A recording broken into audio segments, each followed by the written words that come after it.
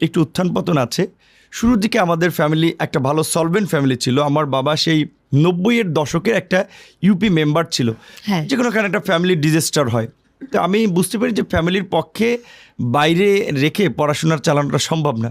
তখন আমার চাচাতো বোনের জামাই দুলাভাই বলতে পারেন, গাজীপুরে ওনাদের স্থানীয় বাসা, ওখানকার স্থানীয়, উনি আমাকে অনেকবার বলেছিল যে বেটা তোর মতো মেধাবী ছেলে তুই ঢাকা শহরে পড়াশোনা করবি, তুই কি এর গ্রামে পড়ে রয়েছিস, মানে আঞ্চলিক ভাষায় এরকম বলতো। ওনার সাথে আসলে যোগাযোগ করে বলতে গেলে বাড়ি থেকে না বলে পালিয়ে আসাটা, অনেকে পালিয়ে গিয়ে বিয়ে করে প্রেম করে, আমি পালিয়ে এসেছি পড়াশোনা করার জন্য। এবং তারপর আপনি চলে এলেন, ভর্তি হলেন গাজীপুরে এবং সেখানে বোধহয় মাধ্যমিক শেষ করেছিলেন। রাইট। উচ্চ মাধ্যমিক শেষ করলেন ঢাকাতে।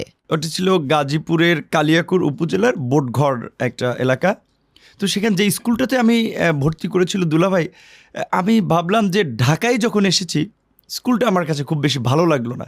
যা একটু ভালো স্কুলে যদি পড়তে পারতাম, ভালো স্কুলিং পেতাম, তাহলে তো ক্যারিয়ার কিংবা আমার যেটা আকাঙ্ক্ষা ছিল এবং মানুষের নর্মাল একটা আগ্রহ আর ডেজায়ার, একটা প্যাশন, যেটা প্যাশন আর ডেজায়ারের মধ্যে একটা বিশাল পার্থক্য আছে। প্যাশন মানে ধ্যান জ্ঞান, ওইটা আপনার আর কি। তো আমার একটা প্যাশন ছিল যে একটা ডক্টর হওয়ার আর কি। সেজন্য আমি ভাবছি যে এর চেয়ে একটু ভালো স্কুলে ভর্তি হওয়া দরকার। তো দেখতেছিলাম যে স্কুলটা সম্ভব হচ্ছে না।